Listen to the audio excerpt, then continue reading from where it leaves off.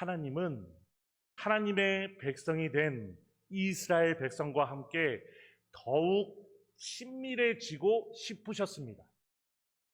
하나님은 그들과 더욱 가까이 있기를 원하셨고 언제나 그들 속에서 함께 있기를 원하셨습니다.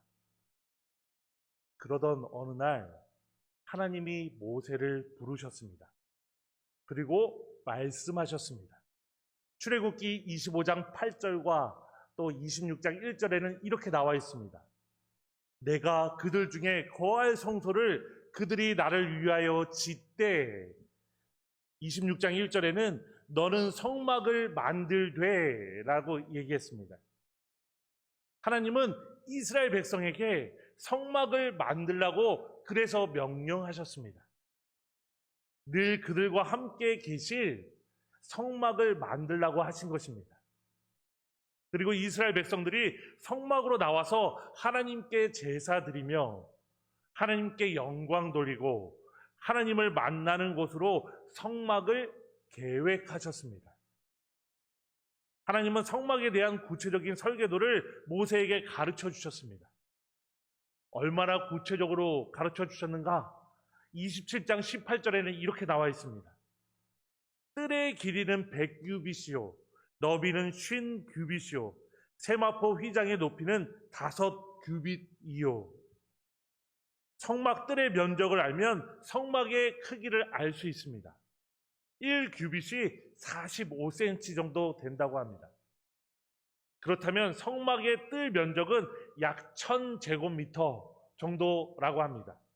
면적의 수치로만 봐도 우리가 알고 있는 농구장, 경기장의 2배 정도의 크기가 됩니다. 하나님은 이렇게 성막의 크기뿐만 아니라 어떤 재료로 어떻게 만들어야 할지도 상세하게 성막에 대해서 가르쳐 주셨습니다. 성막을 만드는 재료들은 이스라엘 백성들이 가지고 있는 실, 놋, 천, 금 그런 도구로 사용했는데 어떻게 활용해서 성막을 만들려고 하는지도 자세하게 말씀해 주셨습니다. 하나님은 이처럼 구체적으로 성막의 모든 것을 하나하나 모세에게 가르쳐 주셨습니다. 모세가 하나님의 명령을 듣고 그 내용을 이스라엘 백성에게 설명했습니다. 하나님의 말씀을 들은 이스라엘 백성은 기쁘게 힘을 다해서 성막을 짓기 시작했습니다. 출애굽기 36장 3절과 7절에 보면 이렇게 나와 있습니다. 우리 36장 3절은 같이 읽도록 하겠습니다. 시작. 그들이 이스라엘 자손의 성소의 모든 것을 맞지 않나요? 36장 제가 읽겠습니다. 조금 잘못 나왔습니다. 제가 읽을게요. 그들이 이스라엘 자손의 성소의 모든 것을 만들기 위해 가져온 예물을 모세에게 받으니라. 그러나 백성이 아침마다 자원하는 예물을 연하여 가져왔으므로 또 그리고 7절에는 있는 재료가 모든 일을 하기에 넉넉하여 남음이 있었더라 라고 표현하고 있습니다. 그래서 힘을 다해서 성막을 짓기 시작했습니다. 하나님이 지시한 대로 성막을 짓기 위해서 모든 백성들이 힘을 모았다는 것입니다. 어떤 사람들은 금을 모으고 또 어떤 사람들은 팔찌와 귀고리를 모으고 또 여러 장식품들을 가져오고 실과 가죽, 은이나 녹 같은 것을 하나님께 예물로 드렸습니다. 손재주가 있는 사람들은 그 재주로 성막 짓는 일들을 하게 되었습니다. 기쁨으로 성막을 드디어 완성했습니다. 완성된 성막에는 구름 기둥이 항상 같이 있었습니다. 이스라엘 백성이 광야로 이동해 갈 때는 성막을 거두어서 이동할 수 있었습니다. 그리고 구름이 함께 있으면 그곳에서 머물게 되었고 구름이 걷히면 그곳을 떠났습니다. 성막은 이스라엘의 중심이었습니다. 단지 건물만 있는 것이 아니라 하나님이 함께 하시는 상징이었던 것입니다. 하나님은 성막을 통하여서 무엇을 보여주려고 하였는가? 하나님이 이스라엘 백성과 함께 계시다는 것, 하나님이 그 중심에 있다는 것을 늘 보여주기 위해서 성막을 사용하셨던 것입니다. 그리고 이스라엘 백성을 만나주시는 곳, 그곳이 성막이었다는 것입니다. 하나님은 하나님의 백성을 만나는 것을 기뻐하셨고 그들과 함께하는 것을 기뻐하셨습니다.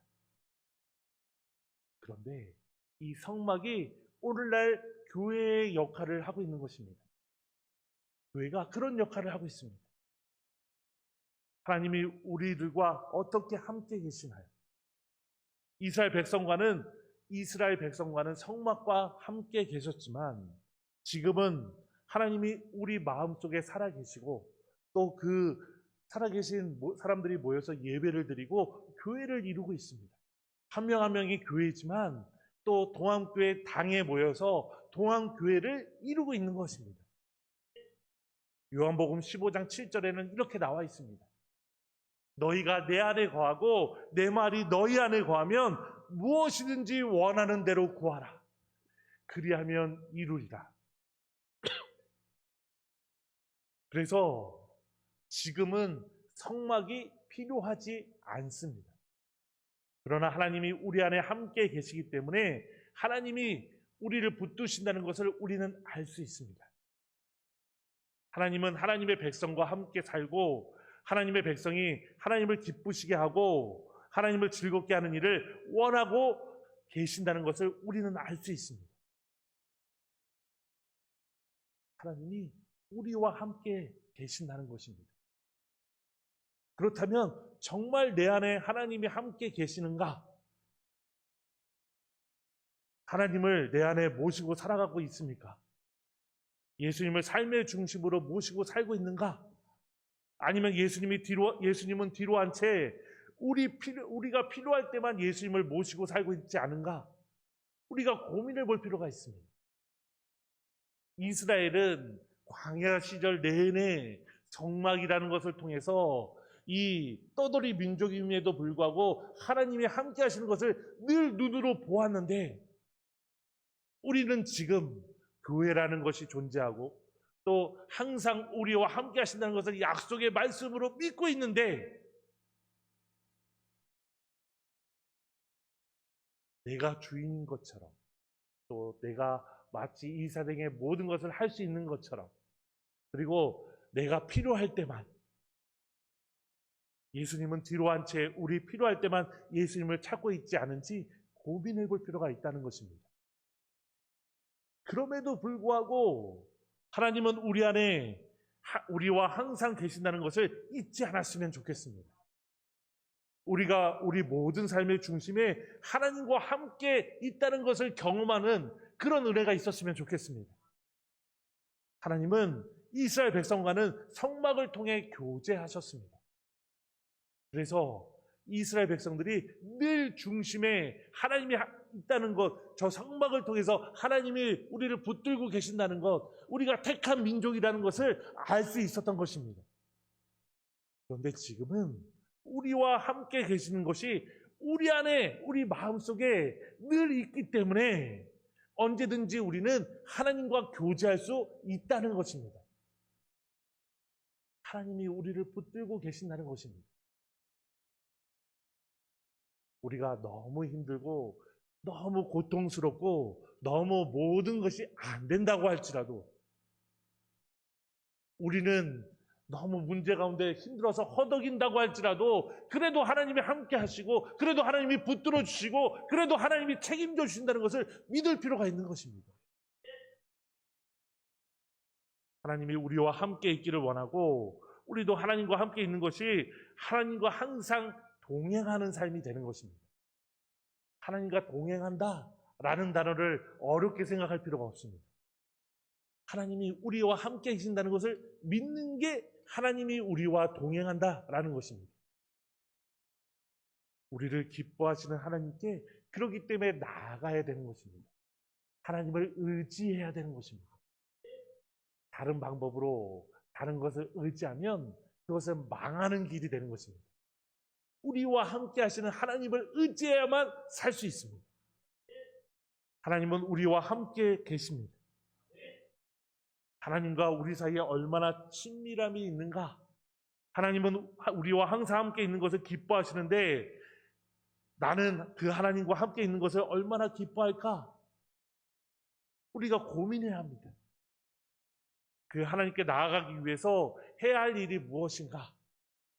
믿는 사람의 특권, 신자의 특권이라고 하면 말씀과 기도가 있습니다.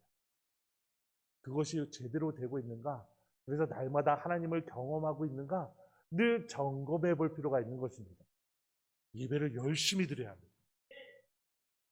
살아계신 하나님을 만나는 방법이고, 그리고 그 가운데 하나님이 역사하신다는 것을 체험할 수 있게 되는 것입니다. 예배가 안 된다. 그러면 신앙생활에 큰 문제가 있는 것입니다. 기도해야 합니다. 기도해야 하나님의 역사를 체험할 수 있습니다. 그 사람의 문제가 있다라고 얘기하면 그 사람이 기도하고 있는가, 기도하지 않는가 라고 보면 거의 100% 맞는 얘기가 됩니다. 또한 교회도 마찬가지입니다.